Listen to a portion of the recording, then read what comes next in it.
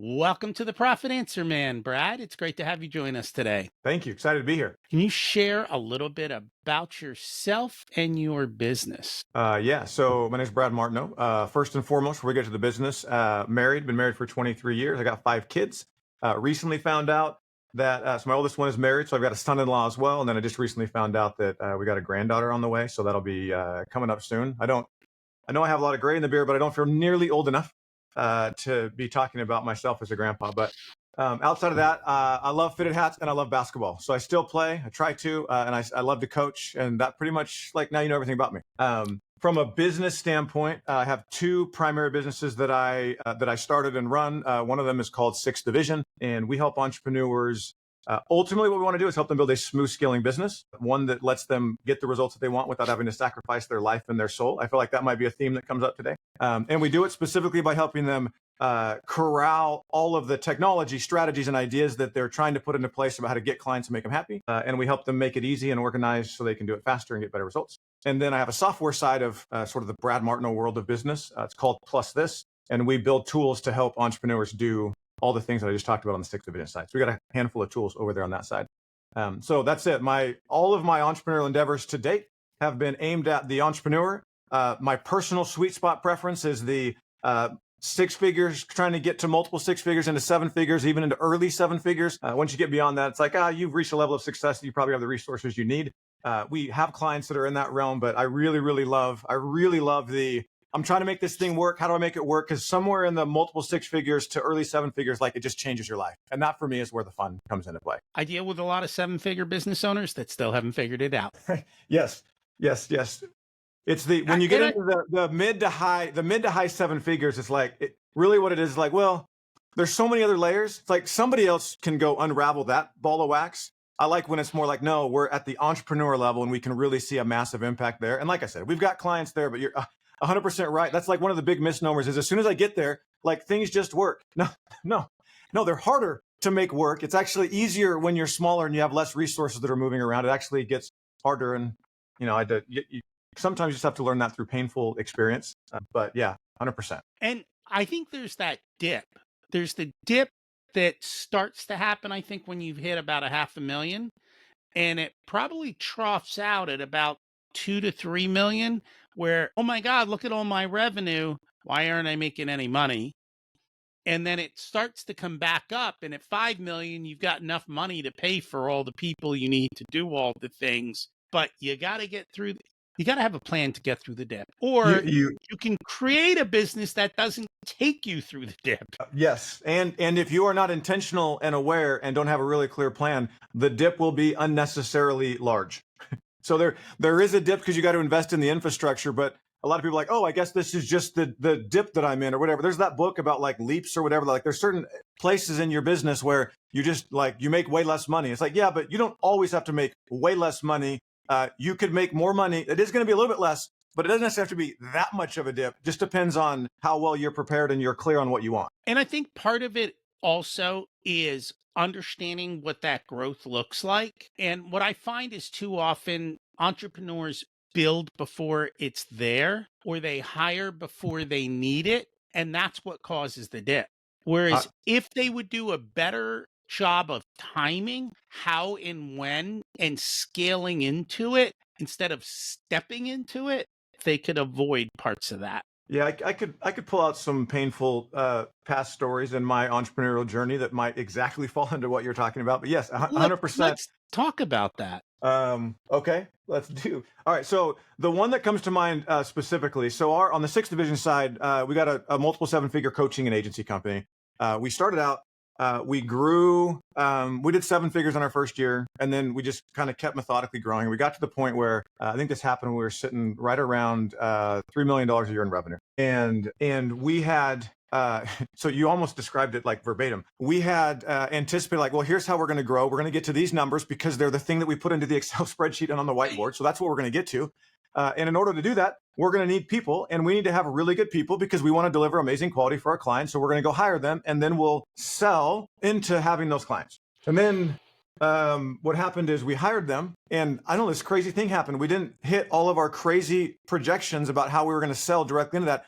but we had all these people. And so I ended up, it ended up being like, well, I'm the owner, entrepreneur, and I'm the guy that goes around and speaks to try to get the leads so that we can sell them, so that we can deliver for them. And I'm traveling 2 or 3 times a week. I got 5 kids. So like, it's not a good thing to be gone that much. And I'm traveling around. I don't make any more or less money based on what happens when I go travel and speak, but I'm the one that's carrying the weight of, I got to go deliver this presentation to generate the leads so that I can make enough money to pay the sales reps commissions so they can then close people, hand them off to the clients, to our coaches, so we can make enough money to pay them. And it was exhausting. And I absolutely made way less money than I could have if I had done what we do now. So there was this realization. I think this analogy might be helpful if anybody's been through that experience where it's like when you're trying to drive your car and you accidentally put it into 4th gear, and it's like, why is the car not going? It's like, well, you should start in 1st gear and then go to 2nd gear and then go to 3rd gear. And the analogy that hit for me, I was driving home, kind of like, what am I doing with this thing? The analogy hits like, oh, dude, this is what you're doing. It's like you're wearing an extra large t-shirt. You actually fit into a medium t-shirt, and your answer is that you're going to go to the gym 5 times a day, and you're going to eat like The Rock and eat like 6,000 calories to get swole to fit the shirt. And as I was walking out the door, the thought hit like, or you know what you could do? You could just go buy a medium shirt. Like you could just go switch the shirt that you're buying so that you're not like at the gym 5 times a day. And so that mantra in the back of my head is just buy the medium size shirt. And we did. We went from $244,000 in expenses 1 month, and 3 months later it was 84.4. And we just like trimmed the thing all the way back down. And then we started to rebuild it. Actually, I gave a talk at a digital marketing event. It was called when I had to scale back to scale up. And the guy that introduced me is like, Brad's going to tell you about the time that he sucked. I'm like, thank you. And that's exactly what I did. But it taught me, at least I learned mostly from my mistakes. What it taught me was we put a whole model in place that was like, look, I have a core set of resources, and I want to grow. So what we're going to do is we're going to flex those resources, and we're going to pay them extra, compensate them extra, to be able to get the clients first. It sounds so dumb when every time I say it, I'm like, we decided we were going to get the clients first and then go make the income, then go acquire the expenses. But that's our model. We can grow. And it's like, you scale, and there's a point where you can't anymore. But for us, we don't need to scale to a full client load for a new person. We just need to scale to enough to pay for them. And so for people that are like in the P&L and financial world, I literally had 2 P&Ls that I would draw on the board. One was, this is what it takes for the business to exist. And if I want to add 1 new person, I just need a P&L for that 1 new person. So what's it going to cost me at their base salary with whatever overhead I have?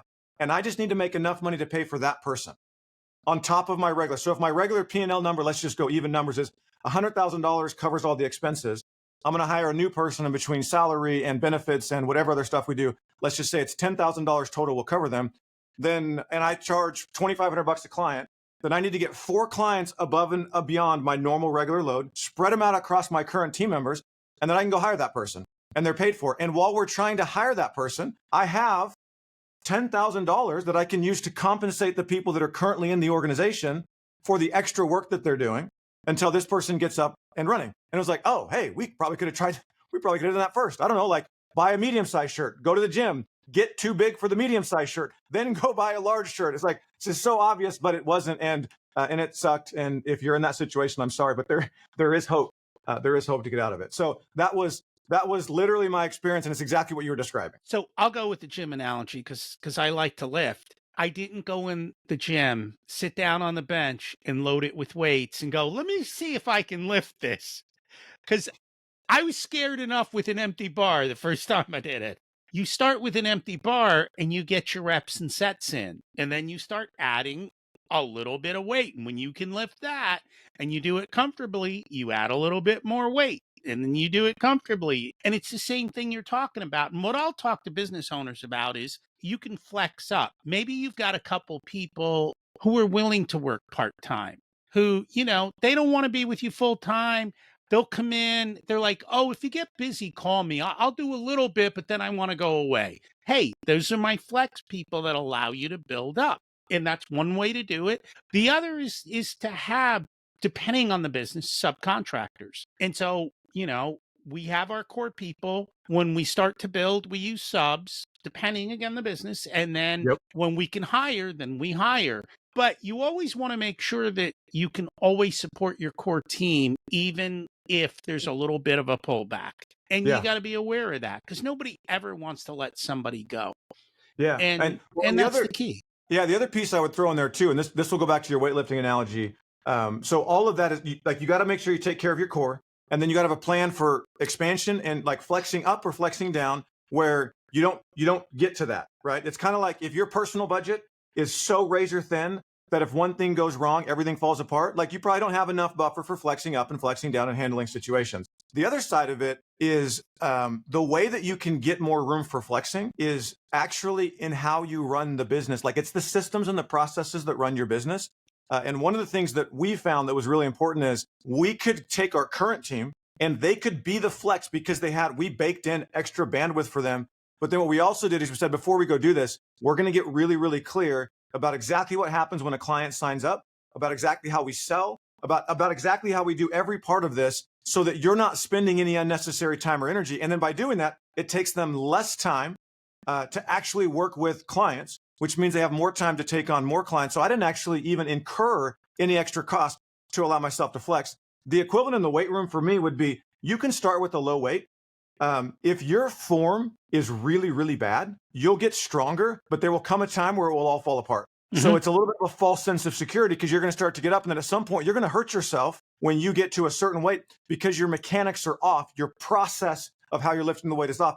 Same thing happens in the business. You might have all these things dialed in, but if your underlying process isn't dialed in and you're just relying on some amazing people that kind of figure stuff out, there will come a time when you're flexing, and it could be, depending on the business, it could be at 250,000, it could be at 500,000, it could be at 2 million, wherever it is. But there's going to come a time where it's like, nope, infrastructure underneath this is not strong enough to support where we are. This will come crumbling down, and that's kind of painful. So like, I think those are the two pieces: is have a plan, but also I always say the first hire and the first time that you delegate, you're delegating to a system, not to a person. Don't go find a body to solve a pain point. Define the system, and then you hire somebody and you plug them into the system. And I agree with that. I'm a big fan of systems and processes, whether it's scaling up, traction, clockwork, E-Myth. I don't care what system you use. I'm system agnostic. I'm like, whichever system you will use and you Yes. like and fits your business works fine for me. Since you talked about finances, let's take a step back. You're familiar with Profit First. Do you have a Profit First story? Yes, I do. So my initial Profit First story, this goes way back to, I turned 30 and I was dealing with my personal finances. This was back when like all the rage was Quicken and Microsoft Money. And I had finally gotten to the end of my rope where, I don't know if anybody else had been through this cycle, but I felt like every Sunday, about every 3 or 4 months, I would do okay, I'm going to get in control of my finances. This is when I was an employee at another organization. I'm going to get in control of my finances because I'm sick of us not having any money left over. And I would go organize everything in QuickBooks or in Quicken, and then I would manage it and track it for like 2 days, and then it would all fall apart. And then I would start that cycle again like 3 months later. So I created a system that's like, well, no, as a 30-year-old, I have to be able to manage freaking money. What is going on here? So I created a system that is the personal finance version of then what I discovered to be Profit First. And so when I set it up, it was like, well, no, money comes in. Here's how much money I want to have left over. Here are all of my other budgets of where I'm going to put things. And I remember reading an article that talked about the 65% rule. And the guy just said, what I find is that when 65% of my money covers all of my like committed living expenses and the rest goes to savings or whatever, everything just works. So like, I'm going to try and do that. And when I did my first analysis of how much of my money was committed, this is just personal income, but how much of my money was committed, it was 98.7% of my income was already committed before I ever got the money. And then, 3 or 6 months later, we had that down to it's probably about 70%, maybe 75%. And we keep whittling it down. And then Profit First came across and I'm reading the book. I'm like, oh my gosh, there are other people that think this way. Like how you should be born and then they should hand you this book of how to think about money. And that's just the way that it should be. So I was like, oh, sweet. There's a business approach too. And it was like this opening because I had kind of thought about how that would apply to business, but I thought maybe I was just being weird, bringing my personal finance system over. And then I read Profit First, and we've been at some of Mike's events and all of that. But I was like, oh yeah, this. So that was my introduction. It was Profit First. I just didn't know what it was. I didn't have a label for it. But when I found it, it was like, yeah, this 100%, I'm in. It's funny. I always thought business owners understood the business of business. I'm like, oh, you went into business. You understand business. That was an eye opener for me. But what wasn't an eye opener was when I turned about 21, 22 years old, I forget, got out of college, I set up and automated all my saving systems with multiple accounts for multiple purposes, for multiple time frames. And so whenever money came in, it automatically went places. And Yep. I lived on what was left. And so that's just the way I lived. And I was like, this is guaranteed to make me rich. And so I'm just going to do this. So it just makes sense. Yeah, I'll do It that. just makes sense, right? It works. The math says it works. And at some point, I got this aha about the business owners, and I read the Profit First book. I'm like, Mike had to learn this. Um, it's just common sense, right? And I was like, oh, this, and I'm like, I could write this book. And then I'm like, no, I don't like to write books. That's not Right. I'll just, you know, go get certified by Mike to put his system in. They'll hand me everything and I can go do the parts of the business I love. And, Mike can do the parts that I don't love. And it Yep. all worked out wonderfully. I love it. Yeah, it was the same thing for me. For me, actually, it was interesting. My experience was like in my personal financial system, like I have a lot of accounts because it makes my life really easy. And then I would talk to other people and they didn't. And as just like a personal stance, if you have a single like personal checking account, like your life has got to be crazy and messed up. I don't know I don't know how you actually live that way. And everyone I came across, they'd be like, you have how many accounts? And so I thought I thought I was the weird one because nobody else had the system set up like this. And then it was like, then I started to read the book, and then you get that eye-opening experience of, oh yeah, most people don't have it set up this way, and then they wonder why it's really hard to manage stuff. So it's been an interesting journey, and it's like intuitively makes sense, but then at the same time, it's like, it seems overly complicated. It's like, well, it's not. It's actually way less complicated than all of the tracking stuff you're trying to do. So yes, I've had a similar experience. And I agree with you. And I've been using Quicken for 30 plus years. And so I can run, all of those things. I've been using QuickBooks forever too. And you got to have access to your numbers. But once we know our numbers, right, we know what we want to do in business. How do we build kind of that customer journey? How do we create the raving fans? Because that's what every business wants, right? They want people who love them.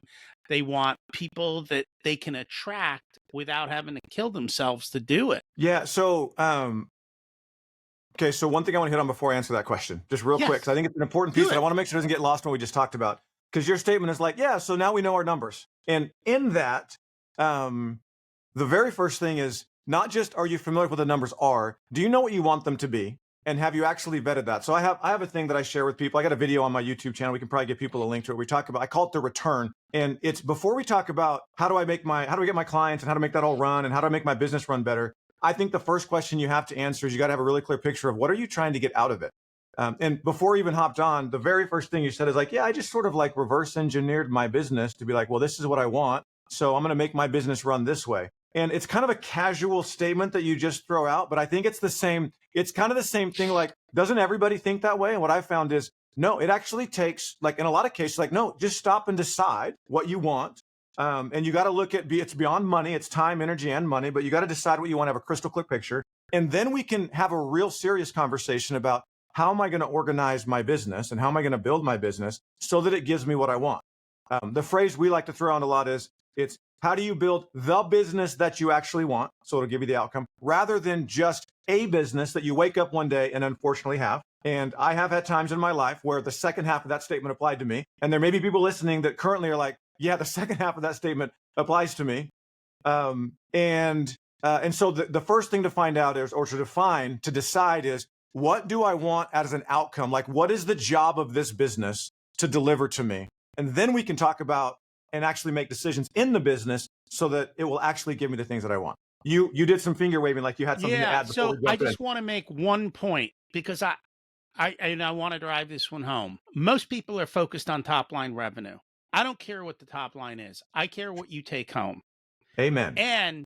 And if you can keep your margins big so that you don't have to work hard and build a big team and do all of these things, I'm shocked at how many businesses grow and make less because they overcomplicate it. That's all. Yes, and I'll at the end of this, I'll tell you how you can I'll put a page up or whatever with a link to where I talk about the return. It's really important because there's three currencies we have. It's time, energy, and money, and you have to define what you want in that order. And what most people do is they do money first. And then they try to do time and energy. And if you do money first, guaranteed you will have an affair on your goals for time and energy while you chase after the mistress of money. So you have to do it in the other order to get a really clear picture. I don't care about top line revenue. And when I work, I'm trying to make as much money as I can, but I'm also really, really clear that time matters most. There's a point where money matters more. It's like, well, I'm not even making enough to survive. Okay, but beyond that, where a lot of people, you can get to there really easily. Beyond that, like you protect time first rather than, no, we have to grow at all costs because every guru that I see on Instagram and on Facebook is talking about this amazing scale to 8 figures. Like, I don't care if I ever have an 8-figure business. I don't even care if my businesses stay at 7 figures. All I care about is the bottom line and what I'm trying to create in my life. Okay, anyway, so off of soapbox onto actually answering the question that you asked, which is like, now that we know what we want, we've got to architect a business that will actually produce that for us. And the first piece is, you got to figure out, this is where you actually get into your numbers of, well, I'm going to sell one thing, or I have 2 things that I'm going to sell. Maybe they're services, maybe they're programs, maybe they're whatever. And then you got to actually be clear, well, how many of them do I have to sell in order for the numbers to equal what I want? And then you got to make sure that the math works. I just make the joke, like, it should at least work in Excel. If it doesn't work in Excel, it's not going to magically work in real life. Just because it works in Excel doesn't mean it's going to work in real life, but you got to at least make it work there based on who you're going to hire and all that sort of stuff. How many people do you know that actually go into Excel and model it? So this was one of those, I thought everybody did. So I'm not like a traditional entrepreneur where I grew up, I went to business school, I was an employee, and I probably would still be an employee if they hadn't let me go. There's a whole nother story for maybe a different podcast episode. If they hadn't laid me off, it was my brothers, it was 2:30 in the morning, it's the whole backstory. So like I sort of fell into it because I already had 5 kids and there were no jobs that I could see that I would go get. So I'm like, well, I guess I'm going to start this business thing.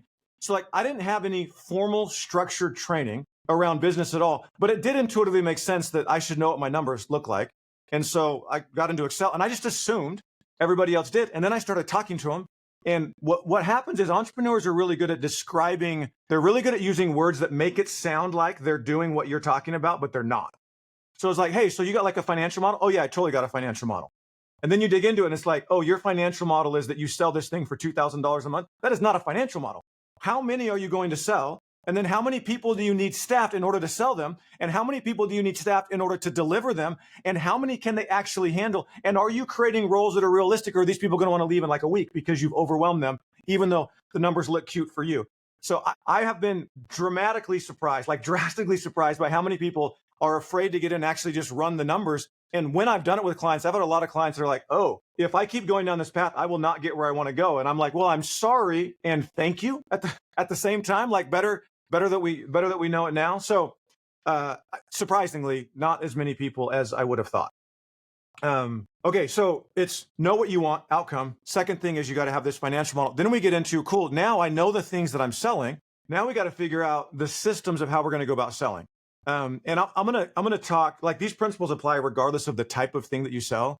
But I want to talk just for a second to the more servicey type business. My gut says that that's probably going to be a majority of the listeners that are either working one-on-one in some capacity with their clients, or there's like a coaching aspect where they're interacting. So like servicey to coaching type businesses. If I were to come into your business, I'm gonna skip sort of this big sort of theoretical principle thing. I'm just going to tell you what I would do if I was going to come in and consult and we're looking at your client journey. The first thing I would do is I would say, tell me the things that you sell. So let's say you have 2 or 3 different services that you sell or coaching programs that you sell. And the first thing I would do is, cool, do you have a dry erase board? I want you to show me exactly what happens as soon as somebody buys from you. And I want to walk through the experience and the process that gets followed after somebody buys. And here's why. Two reasons why. In the more servicey business or the more coaching business, the bulk of the human capital time is spent delivering for clients. That's where most of your time is spent, is in the delivery for clients. You're working with them one-on-one. If you take up all the man hours in the business, likely 60, 70, maybe 80% of the time is spent delivering for what you just sold. The more servicey it is, the higher that number is. The less service is, the lower the number is. So what I'm looking for is, I'm looking for all of the places where we're leaking human capital. Where are all the places where we're answering the same questions over and over and over again? Where are all the places where we're putting out a fire because the person didn't know what was supposed to happen in the first place? Where are all the places where you're having this, like the same converse, like a new client comes in and you're doing all the training of your process and system, you're doing it live every single time. I'm looking for places to create margin immediately. And then we're going to design an onboarding. We call it the perfect client onboarding. We're going to design an onboarding that will dramatically cut and reduce the time that it takes you and your team to deal with clients. And it will also dramatically improve the level of client that you have so that it's easier to work with them. So I'm going to look at, like, as soon as they buy, what happens in the next 2 to 3 days, maybe a week, depending on what you sell, has the ability to make delivery for those clients either really easy or really painful. So that'd be the first thing I'd go look at. And I would invite anyone to be like, well, let's go look at it. And what you might see is your first call is always kind of long and you feel like you're not really getting a ton of progress done. And it's because you didn't prepare them at all for what you were about to talk about. Like, you could have given them some homework, or you could have sent them a little 5 or 10 minute training video before you got on your first kickoff call that said, hey, here's how things work around here. So that when you get on that first kickoff call, you can actually just get work done rather than trying to explain to them how work is actually going to get done. So that would be the first thing I would look at. And the first major benefit is we're going to save a tremendous amount of time and a tremendous amount of energy with all the clients we're working with. The second major benefit is when you know that the process that happens as soon as somebody buys is going to make them super pumped and super happy and super excited, you will sell differently. Like, when you know that thing's streamlined, you have a selling confidence that's very different than when it's like, well, they're going to go, but I kind of hope that our fulfillment and our delivery process is working out.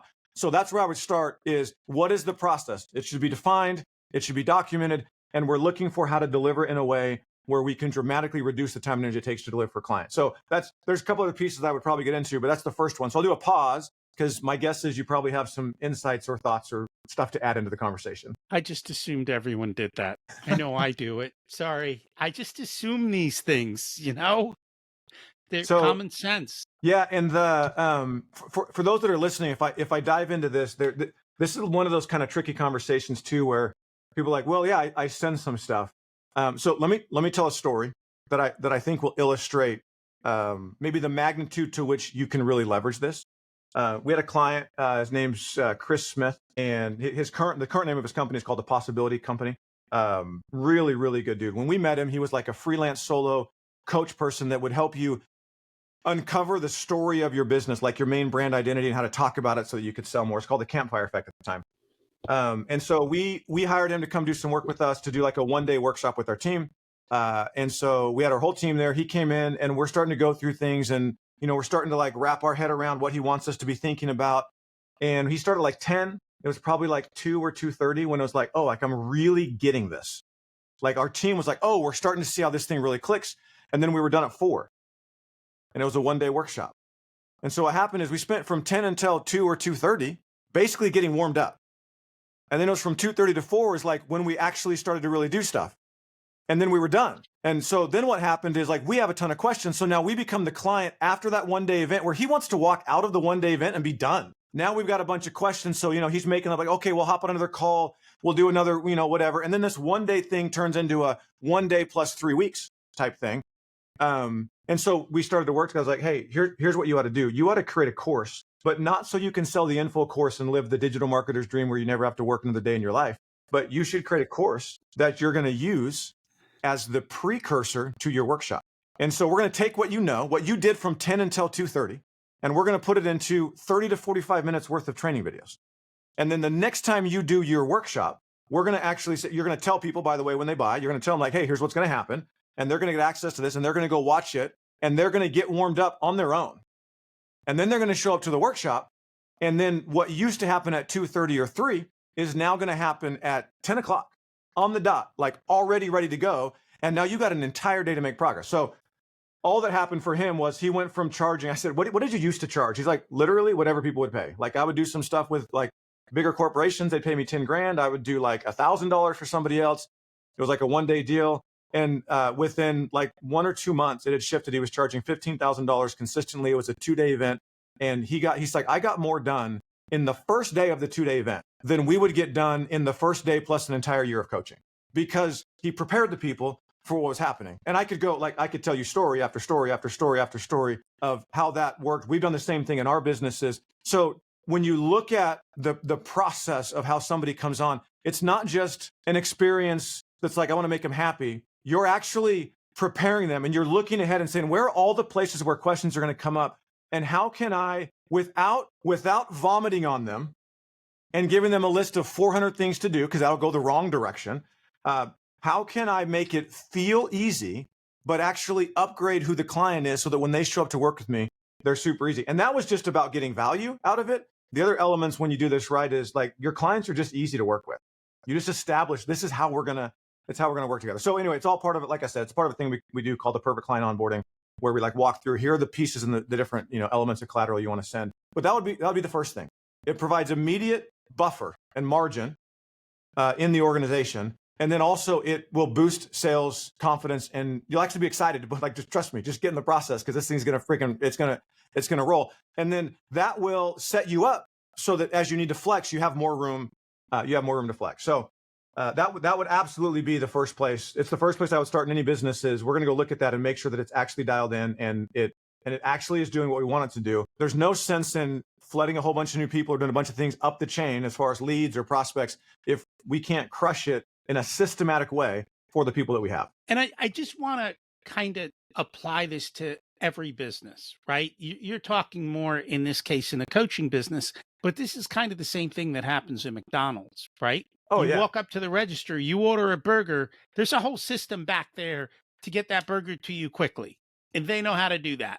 So if you're listening, whatever your business is, take the principles and say, how do I do this in my business? How do I make things smooth and easy, whatever kind of business that I run? Take IKEA or any place where you order furniture. I don't know. Anybody ever beat their head against the IKEA stick figure drawings that don't actually tell you how you're supposed to put the thing together while you're trying to figure it out? It's like, I'm getting something shipped to me. There's an entire experience while it's being shipped that is both an experience to build brand loyalty and love, and then also to prepare them for receiving whatever the physical thing is and build the anticipation of the unboxing of it, the opening of it, making it easy. I don't know how many times I have said out loud to my wife, I'm like, I'll tell you what, whoever it is that designs these things, typically it's the light fixtures when we're replacing them. They've never installed one and they should be shot. Or at a minimum, what they should be is they should be like, their hell is going to be that they're installing their own design light fixtures for people for eternity is what it's going to be. So it's like, just think about what the client's going to go through. Think about where you end up getting stuck and you start filling a ton of questions like hey, well, how do I install this? Or how do I do this or whatever? And then handle it ahead of time. You actually handle the problem before it ever comes up. I had a quote from one of my clients I love. He's like, if one of our clients ever has to ask a question, we screwed up. And I was like, oh, that's a good one. So wherever that question comes from, if I got questions coming in, it means there was a spot somewhere earlier that I should have already introduced that to them. And obviously there's some situations where questions come up. It's natural. But as a general rule of thumb, that's a really good litmus test for if they're asking me and I haven't told them or made it obvious, then I probably need to rethink about what I'm doing when I onboard my client. So, are you familiar with the book They Ask You Answer? No. So exactly what you just said, they apply to the sales process. So Okay. he used to be a pool salesman, and people would call him up and he'd drive an hour to deal with tire kickers who didn't know what the cost of the pool was, didn't know what they wanted. He said, I'm not dealing with this anymore. And what he basically did is they created videos and said, hey, these are the different kinds of pools. These are the different options. This is how we build a pool. This is what we do. And he said, people were on our website watching 10 hours of videos. They'd call us up and go, we're ready to buy a pool. I want this. How much does it cost? And what's the timeline? We're like, yes, same exact concept. Yeah, at the beginning of the process. Yeah, and imagine so if we were to keep going, and I don't know what timing, how much time we have left, but we were to keep going, we're going to talk about the same principles just at every stage of the client journey. But if you take that one too, move it back into the client side, because it applies in both. On the client side, you've got somebody buys they buy a custom website design. They actually sign up to buy a pool. They're building a custom house. You got a bunch of options that get decided after somebody buys. And those are the ones, like, you'll have a lot of people, I've talked to a lot of them, like in the pool design or the custom home design, where it's like, okay, now we're going back and forth and iterating over and over and over again after they've bought about the details of what they want. And it's the same, it's because of the same thing that the sales guy had, where it's like, I just haven't given them the tools to prepare them to actually be a better client. And I think, so this is a little bit of a soapbox statement, but I think that when we have not, anyone that has not done that, and any places like in my business where I haven't done it, it actually is because I don't respect and value my own time. So what this guy did, and this is a perfect example, this sales guy, what he did is he finally got fed up with wasting his time. He finally Mhm. said, no, I'm going to respect my time and I'm going to set some boundaries and I'm going to require that you respect it. And the way I'm going to do it is not by being a prick and flipping you the bird, but I'm going to do it by putting a process in place that says, hey, by the time you get to me, you need to be ready with this. And I've made it easy for you. And so as soon as we get to the point where we recognize the places where we're leaking time, which is the key and the first thing in our return document that I mentioned before that we're trying to actually make become a reality, as soon as we get real about, oh, I'm actually the one that is letting it leak, I'm the one that's leaking it, and we decide to take a stand for our own time, then things will start to change in our client journey. And by the way, our clients will get on board. It makes their life easier. There's nothing about this that makes it harder for them. It makes it easier and they get more value. So here's where I get pushback. I'm too busy handling fires. I don't have time to build this. I'm like, what do you tell them? So there, okay. So the sarcastic side was like, then quit. I don't know. Like that to me is the same thing. Like, I don't like to sell, but I want to be an entrepreneur. I don't think you understand how this game works. So, okay, all sort of sarcastic joking aside, you have to create time. There is like, this is one of those, there is no way around it. So couple of things that I would say. Number one, there are 7 days in a week. And if you're working, let's say you're working 7 days. If you stopped working one of those days, and I'm assuming this is like, we're totally redlined out. If you just said, this is called, I'm going to take a stand for my time, and you're going to pick a day and you're going to say, I am not going to check it on this day. Like, let me put it this way. If this is the way this is literally the way I think about it, because I went through a similar thing. And the way I think about it is, if I got sick and I literally could not get on my computer for a day, there might be some collateral damage in some frustrated clients or whatever, but the world would not completely fall apart on that day. Now, this was actually, now that we're talking about this is like a pivotal shift for me early on in my entrepreneur career, because what I realized is like I would be up until 2 o'clock in the morning. Like, I got to get this done. I got to get this done. And then I realized, no, I could go to bed at midnight. The 2 o'clock in the morning is an arbitrary decision for me. So the fact that I'm working 7 days a week, that's an arbitrary decision because I didn't set any boundaries. So I let it go to the max of how many days a week I could go. But if you're at 7 days a week and you said, nope, I'm taking 1 day and I'm going to tell all my clients like, hey, I am out on Saturdays or I'm out on Sundays or Wednesdays or whatever it is, I'm taking this day and I'm just not going to look at any of it. And I'll tell people, like, I'm not going to ghost people, but I'll just tell them like, hey, I'm out and I will talk to you on Monday or whatever the next day is that you work. And then that day becomes starting to clean it up. If you're working 6 days a week because you're like, no, I already have one, but that's my personal day, then you can take Saturday.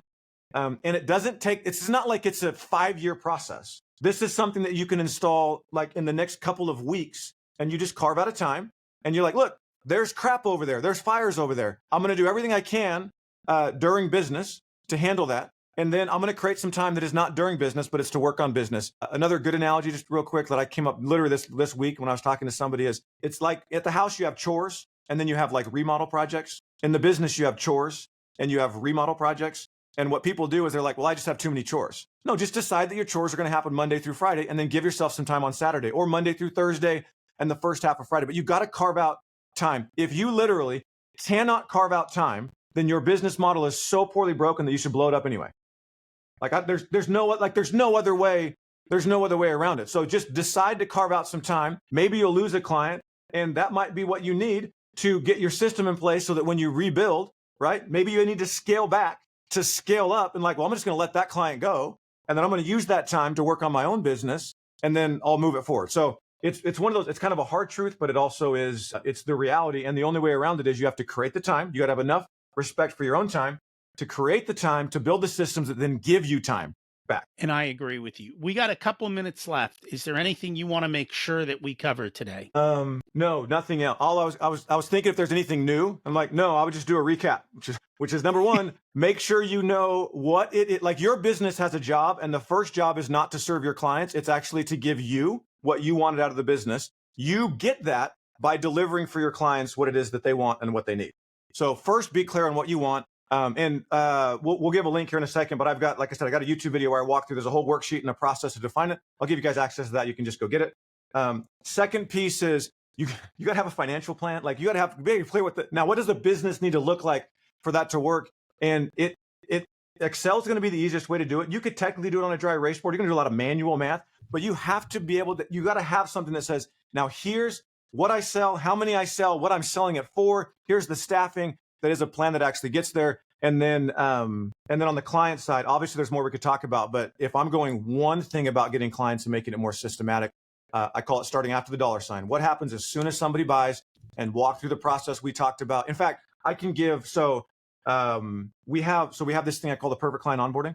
And we actually created a little loophole backdoor. We could give it away to free for some people because we were charging for it before. I'll include a link if any of you guys want that. It's like, here are the videos and the scripts and the stuff you want in. So I'll put it on the page. But install the perfect client onboarding for all of the major offerings that make up, are the things that you sell. Those would be with any entrepreneur that's like, it's not quite working out. I don't quite have the business that I want. Those would be the 3 steps I go through in that order. What do you want? What's the plan of how you're going to get it? Now let's start with what's going to happen as soon as somebody buys from you so that we're not leaking energy by delivering as we deliver for our clients, which will give us more time to then go continue to build the rest of the business that we want. So if people want to learn more about you, your systems, processes, get the links, where are they going? Okay, so the best thing to do for the links is go to smoothscaling.co. So smoothscaling.co /Rocky. Smoothscaling.co/Rocky. I'm just going to put a page up that has links out to everything. So there'll be a thing there where if you want, I have an email newsletter I send out. You can opt in for it. But as far as the other things, I'll just point out to the different training videos so you can go get those.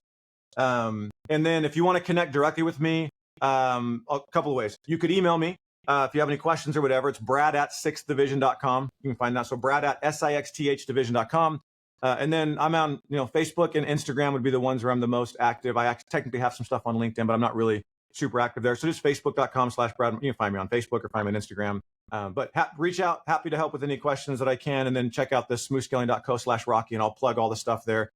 Plus, if I come up with anything else between now and the time that you're actually listening to this, I'll drop it on there too for some bonuses. Thank you so much for sharing, and thank you so much for joining us today. Yeah, thanks for having me. This was fun.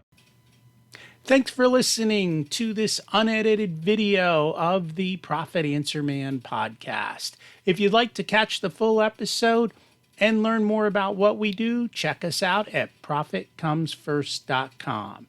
We also go through the Profit First book in each and every chapter in the beginning episodes of the podcast, so check those out as well.